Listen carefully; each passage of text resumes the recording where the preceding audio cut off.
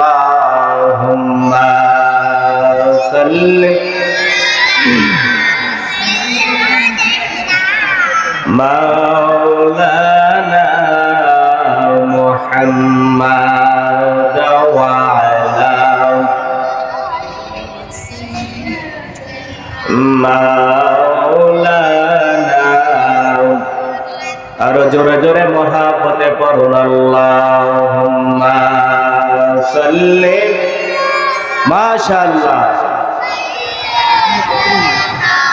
মাওলানা মুহাম্মাদ ওয়া আলা সাইয়্যিদিনা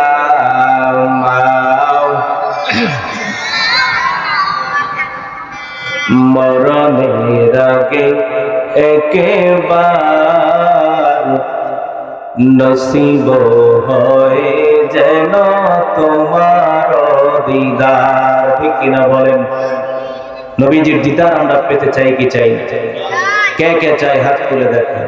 নারে তাকবীর, নারে তাকবীর, নারে রিসালাত, ওয়াজ মাহফিল, ওয়াজ মাহফিল। সবাই বলেন নসিব হয় যেন তোমার দিদার মরণের আগে একবার নসিব হয় যেন হাসর দিনে নিয়ত মিচিনে বেচার দিনে নিয়ত মিচিনে শাফায়াত করিও, শাফায়াত করিও মাওলারি দরবার মরণের আগে বার নসিব হয় যেন তোমার দিদার। আল্লাহুম্মা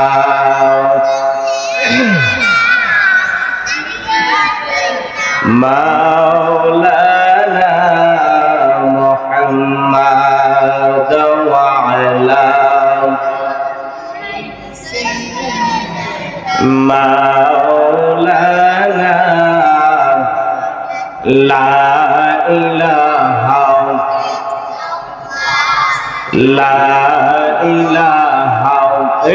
ইল্লাল্লাহ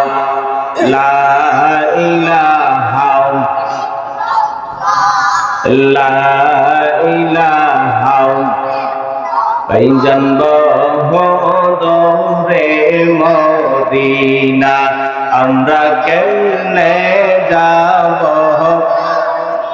না বলেন বহদরে মদিনা আমরা কেমনে যাব দয়াল আল্লাহ দয়া কর দয়াল আরে নসিব কর মদিনা লা ইলাহা লা ইলাহা ভাইজান নামাজ রোজা সাইরনা তোমার মা বাবার খেদমত ভুইল না আমার নবীর দরদ সাইরনা বাইরে নবীর না বাইরে নর নবীকে ভুইল না লা ইলাহা লা ইলাহা লা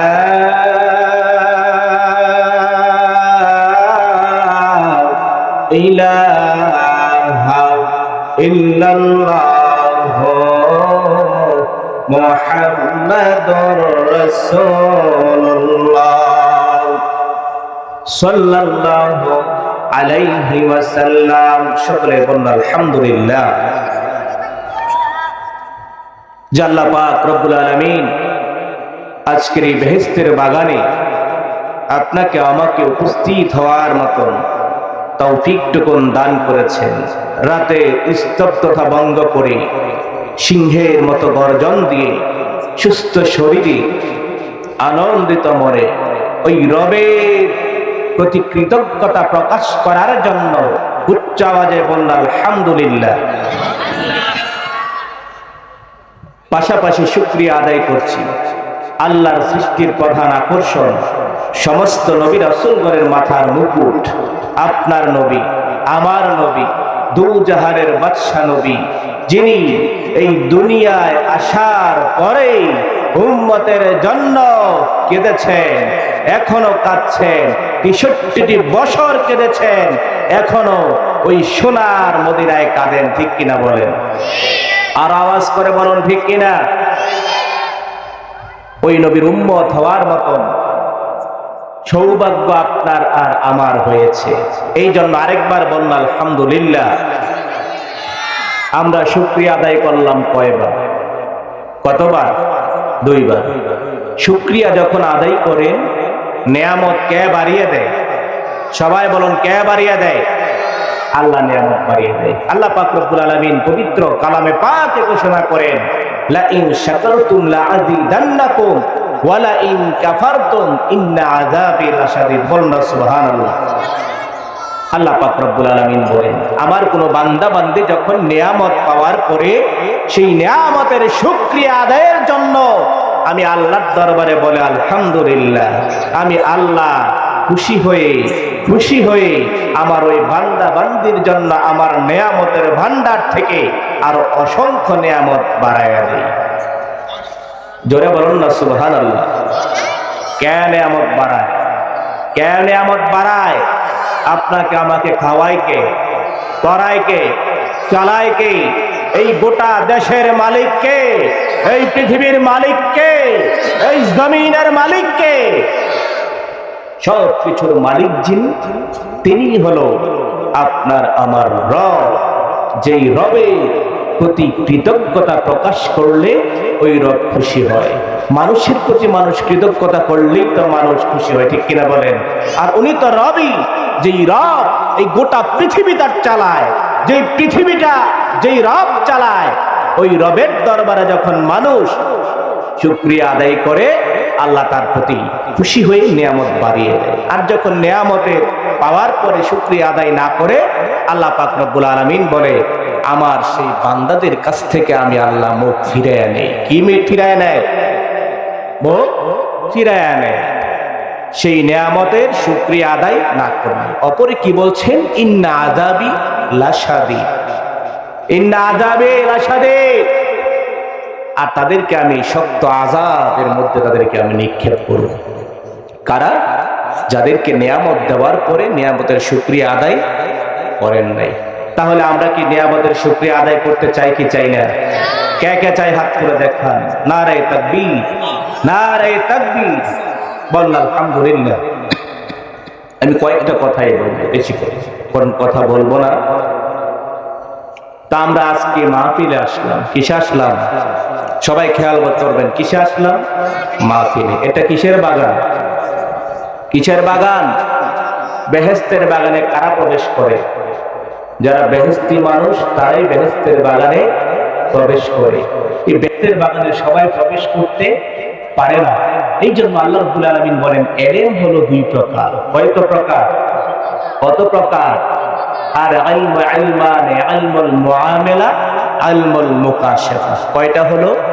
2টা। আমরা জানি ইলম 1, যেটা আমরা প্রচলিত সিস্টেমে আমরা পড়াশোনা করি, লেখাপড়া করি, বিদ্যা অর্জন করি।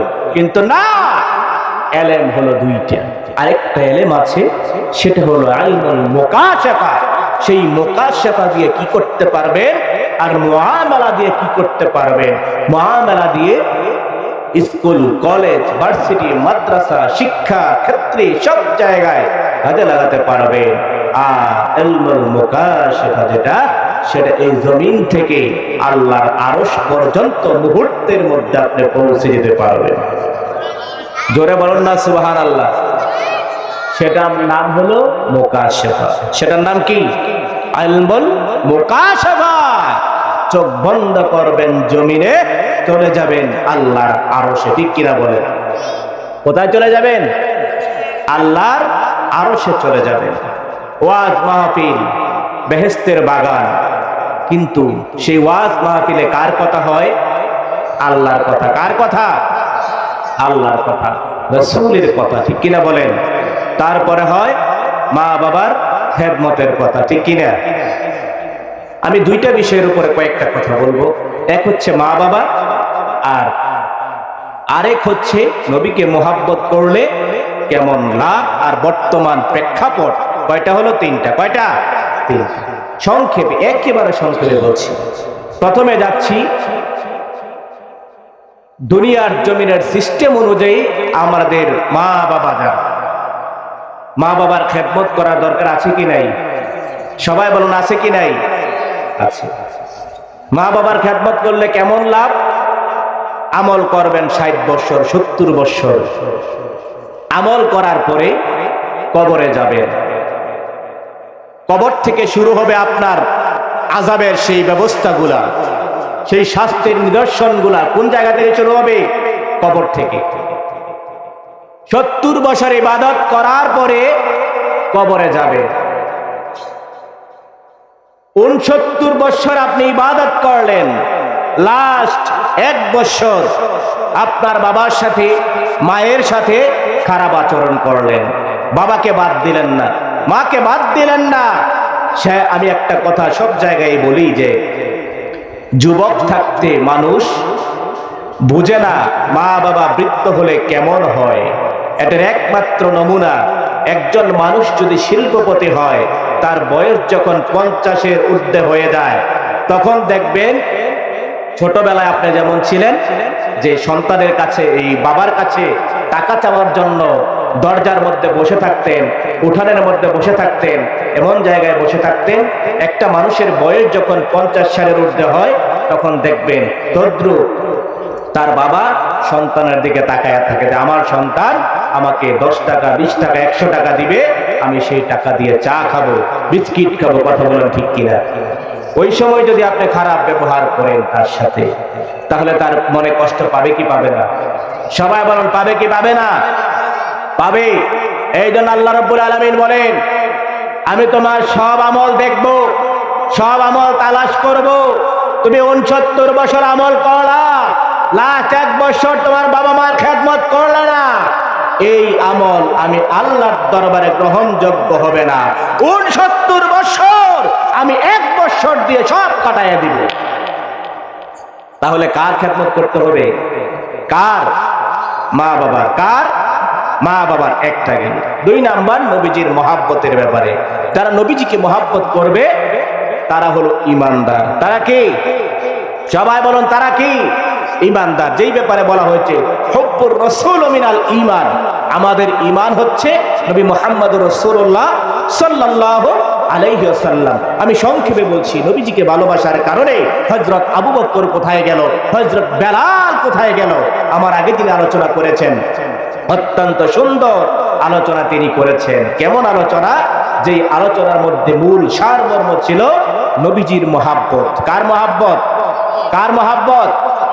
নবীজি। নবীজিকে ভালোবাসলে, মহাব্বত করলে কেমন লাভ? নবীজির শ্রেষ্ঠ সাহাবী, নবীজির প্রথম খলিফা হযরত আবু বকর সিদ্দিক রাদিয়াল্লাহু তাআলা আনহু নবীজিকে ভালোবেসেছে, মহাব্বত করেছে। আমরা জানি নবীজির শুভাগমন হয়েছে মক্কায়, কিন্তু আল্লাহর তরফ থেকে আল্লাহর হুকুম অনুযায়ী নবীজি হিজরত করে মদিনায় চলে যায়। কথা বলুন ঠিক কিনা?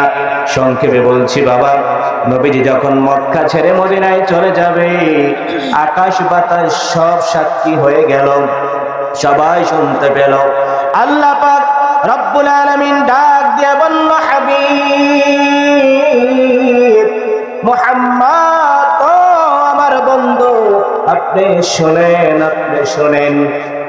কাফেররা আপনাকে চিনে না, কাফেররা আপনাকে চিনে না, আর যেহেতু চিনেই না, এই জন্য আপনি মক্কা ছেড়ে ওই সোনার মদিনায় চলে যান।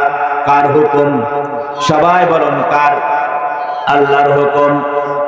নবীজি সাল্লাল্লাহু আলাইহি ওয়াসাল্লাম হযরত আবু বকরকে ডাক দিল, আবু বকর তুমি শোনো, আমি তো এই মক্কা ছেড়ে মদিনায় চলে যাব, এটা হচ্ছে আল্লাহর হুকুম অনুযায়ী আমি মক্কা ছেড়ে মদিনায় চলে যাব। হযরত আবু বকর ডাক দিয়ে বলল, ইয়া রাসূলুল্লাহ, ইয়া হাবিবাল্লাহ, আপনি নবী যদি মক্কা ছেড়ে মদিনায় চলে যান তাহলে আমি আবু বকরের কি হবে? আবু বকর দুরা চোখের পানি বাড়ায় কাঁদে আর বলে, ইয়া রাসূলুল্লাহ, নবী গো, যদি মদিনায় চলেই যান তাহলে আমি আবু বকরকে আপনি মক্কায় না রাইখা আপনার সফর সঙ্গী করে নিয়ে। বলল সুবহানাল্লাহ। নবীজি ডাক দিয়ে বলল, হে আবু বকর তুমি শোনো, আমি যেদিন মক্কা ছেড়ে মদিনায় চলে যাব, ওই সফর সঙ্গী হিসাবে তুমি আবু বকরকে আমি নবীজি নিয়ে যাব। বলল সুবহানাল্লাহ। কাকে নিয়ে যাবি? আবু বকরকে নিয়ে যাবি। নবীজির শ্রেষ্ঠ সাহাবী আবু বকর চলে গেল। তার ঘরের মধ্যে, তার হুজরার মধ্যে আপনার নবী আমার নবী বলেন নাই কোন দিন যাবে মদিনায়। হঠাৎ করে একদিন রাত্রে ঘরের দরজার মধ্যে টোকা দিলেন। টোকা দেওয়ার সঙ্গে সঙ্গে আবু বকর দরজা খুলে বলল, ইয়া রাসূলুল্লাহ, ইয়া হাবিবাল্লাহ, নবীজি। বলল সুবহানাল্লাহ। আবু বকর বলল, ইয়া রাসূলুল্লাহ, ইয়া হাবিবাল্লাহ, নবী গো, আপনার নবী আমার নবী বলল, হে আবু বকর তুমি কি ঘুমাও নাই? তুমি কি ঘুমাও নাই? আবু বকর দুরা চোখের পানি বালায় কাঁদে আর কয়, ইয়া রাসূলুল্লাহ, ও মায়ার নবী, দয়ার নবী, আপনি যেই দিন বলেছেন, হে আবু বকর আমি তো মক্কা ছেড়ে মদিনায় চলে যাব, ওই সফর সঙ্গী হিসেবে আমি আবু বকরকে আপনার সঙ্গে করবেন, ওই সময় থেকে এক মুহূর্ত পর্যন্ত এখন পর্যন্ত আমি আবু বকর বিছানার মধ্যে পিঠ লাগাই নাই গো নবী। কারণ আপনি নবী যদি আমার দরজার মধ্যে এসে দাঁড়ায় থাকেন তাহলে আপনার কষ্ট হবে, আর আপনার কষ্ট গুলা আমি আবু বকর সহ্য করতে পারবো না। কারণ সুবহানাল্লাহ, তীর মারে সামনে আগায়, তীর মারে আবু বকর সামনে যায়। নবীজি ডাক দিয়ে বলল, আবু বকর তুমি কি জানো না নবীর জবানের উপরে জবান চলে না, নবীর কথার উপরে কথা চলে না, নবীর আগে পা চলে না, কদম চলে না। আবু বকর ডাক দিয়ে বলল, ইয়া রাসূলুল্লাহ, ইয়া হাবিবাল্লাহ, কদম চলে না আজকে চলবে, জবান চলে না আজকে চলবে। ইয়া রাসূলুল্লাহ, আমি আবু বকর বলে দিলাম, আজকে আপনার সামনে যাওয়ার কারণে যদি আমি আবু বকরের জাহান্নামী হয়ে যাওয়া লাগে তাহলে আমি আবু বকরের কোনো দুঃখ না। চিৎকার দিয়ে বলুন সুবহানাল্লাহ। কেন সামনে গেল? সামনে যাওয়ার কারণ হলো নবীজির গায়ে যেন একটা তীরের আঘাত না লাগে। সে আবু বকর আজকে নবীজির পাশে শুয়ে আছে। মদিনায় গিয়ে দেখলাম নবীজির রওজার পাশে আবু বকর শুয়ে আছে। বলুন না সুবহানাল্লাহ। আরো জোরে বলুন সুবহানাল্লাহ। 2-3 মিনিটের ভিতরে শেষ করে দিব। তাহলে বুঝলাম নবীজিকে ভালোবাসলে নবীজির পাশে শোয়া যায়, ঠিক কিনা? নবীজিকে ভালোবাসলে আল্লাহর জান্নাতে যাওয়া যায়, ঠিক কিনা বলেন? মা বাবার খেদমত করলে আল্লাহর জান্নাতে যাওয়া যায়। দুইটা গেল, আরেকটা রইল বর্তমান প্রেক্ষাপট। বর্তমান প্রেক্ষাপট যদি আমরা তালাশ করি তাহলে বোঝা যায় যে আজ থেকে যদি আপনি 20 বছর 10 বছর আগের কথা খেয়াল করেন, যদি একটা জরিপ করেন যে এখন মসজিদে মুসল্লি হয়, এখন ওয়াজ মাহফিল অনেক হয়, কিন্তু আগের চাইতে অনেক বেশি। আগের চাইতে কি অনেক বেশি হয় কি হয় না? মসজিদে মুসল্লি হয় কি হয় না? মসজিদে 10 বছর আগের চাইতে এখন মুসল্লি বেশি হয়। নামাজি বাড়ছে, রোজাদার বাড়ছে, ঠিক কিনা বলেন? হজ করনেওয়ালা বাড়ছে, সব বাড়ছে, ঠিক কিনা? বাড়ছে কি বাড়ছে না? বাড়ছে। তাহলে আপনাদের কাছে আমার প্রশ্ন, সব যদি বাড়ে, সবাই তো আল্লাহকে ডাকে, ডাকে কি ডাকে না? ডাকে। তাহলে এই গজব আসে কেন? তাহলে ভূমিকম্প আসে কেন? প্রশ্ন আছে কিনা? সবাই তো আমল করতেছে, আল্লাহকে ডাকতেছে, নামাজ পড়তেছে, মসজিদ ভরা মুসল্লি হচ্ছে, সব হচ্ছে, কিন্তু ভূমিকম্প কেন হচ্ছে? তাহলে বোঝা যায় মসজিদ ভরা মুসল্লি হলেও ইমানদার মুসল্লি খুব কম। ঠিক কিনা বলেন? কার কথা? কার কথা? নবীজি বলেন শেষ জমানায় ইমানদার পাওয়া যাবে না। মসজিদ ভরা মুসল্লি হবে, আগুনের কয়লা হাতে রাখা যেমন কষ্ট হয়ে যাবে, মানুষের ইমান রাখাও তেমন কষ্টকর হয়ে যাবে। তার জন্য কি নামাজ বাদ দেওয়া যাবে? নামাজ বাদ দেওয়া যাবে? যাবে না। কিন্তু সেই নামাজটা হতে হবে তোমরা হইলে আমার শ্রেষ্ঠ উম্মত, তোমাদের মতন শ্রেষ্ঠ উম্মত আল্লাহর এই জমিনের মধ্যে আর কেউ নাই। তোমরা যেহেতু শ্রেষ্ঠ উম্মত, এটাও তোমরা শোনো, ইমানদার না হয়ে মৃত্যুবরণ কইরো না। তাহলে বোঝা যায় ইমানদার হওয়ার পরে মৃত্যুবরণ করতে হবে, আর সেই ইমানদারটা হয়েই নামাজ আদায় করতে হবে। ঠিক কিনা বলেন? আল্লাহ পাক রব্বুল আলামিন যেন আপনাকে আমাকে ইমানদার হওয়ার মতন তৌফিক দান করে। কথা বলুন ঠিক কিনা? এই ইমানদার হতে হলে কয়টা জিনিস লাগবে? চারটা। কয়টা? সবাই বলেন কয়টা? সবাই চারটা। চারটার মধ্যে আল্লাহর হুকুম, নবীজির মহব্বত, 3 নাম্বার মা বাবার খেদমত। কার খেদমত? কার খেদমত? মা বাবার খেদমত। 4 নাম্বার হক্কানি আউলিয়া কেরামের সহবত। ঠিক কিনা বলেন? কার সহবত? আউলিয়া কেরামের সহবত। 3টা ভালো লাগছে, 4 নাম্বারটা ভালো লাগে নাই। আরে বাবা, আজকের থেকে 100 বছর আগে, 200 বছর আগে, 1000 বছর আগে তালাশ করে আমার মতন মাওলানার পাঞ্জাবি ছিল না, টুপি ছিল না, দাড়ি ছিল না, জুব্বা ছিল না, পাগড়ি ছিল না। আরে কারা পাগড়ি শিখাইলেন? কারা জুব্বা পরা শিখাইলেন? আরে তারা কারা? আরে তারা কারা? খুঁজে দেখেন। শাহজালাল, শাহপরান, শাহ মখদুম, কারামত আলী জনপুরি, এমন থেকে শুরু করে 360 আউলিয়া, তাদের থেকে শুরু করে আজ বিশ্বের আনাচে কানাচে হক্কানি আল্লাহর ওলিরা, তারা মানুষকে জুব্বা পরা শিখাইছে, পাগড়ি পরা শিখাইছে, টুপি পরা শিখাইছে, কিভাবে দোয়া করতে হবে তা শিখাইছে, কিভাবে নামাজ পড়তে হবে তা শিক্ষা দিয়েছে হক্কানি আল্লাহর ওলিরা। কথা বলুন ঠিক কিনা? এখন বলবেন হুজুর, হুজুর আমার ঘরেতে কোনো আল্লাহর ওলির হাত ধরে নাই। আরে বাবা, তালাশ করেন। আজ থেকে 60 বছর আগে, 70 বছর আগে, 100 বছর আগে দেখবেন আপনার বংশের মধ্যে কোন একজন মানুষ কোন আল্লাহর ওলির হাত ধরে বায়াত গ্রহণ করেছিলেন। ঠিক কিনা বলে? বলবেন হুজুর এখন নাই, এখন যেহেতু নাই, এখন ভূমিকম্প আছে। ঠিক কিনা বলে? নবীকে ভালোবাসতে হবে, মহব্বত করতে হবে, হক্কানি আল্লাহর ওলি যারা তাদের হাত ধরতে হবে। ঠিক কিনা বলেন? আল্লাহ পাক রব্বুল আলামিন যেন আমাদের সবাইকে এই 4টা জিনিসের উপরে আমল করার মতন তৌফিক দান করে। সকলে বলুন আল্লাহুম্মা আমিন। আরেকবার বলুন আল্লাহুম্মা আমিন। এই জন্য আমার জন্য দোয়া করবেন। আজকে যারা উলামায়ে কেরাম আছে সবার জন্য দোয়া করবেন। আল্লাহ পাক রব্বুল আলামিন যেন আজকের এই মাহফিলকে কবুল করে, মঞ্জুর করে। আমি আবার একটু সাদাতচর চলে যাব, এখানে একটা মাহফিল আছে, তাই আপনাদের সকলের কাছে দোয়া আছে। আমি এখনই বিদায় নিচ্ছি। আসসালামু আলাইকুম ওয়া রাহমাতুল্লাহি ওয়া বারাকাতুহু।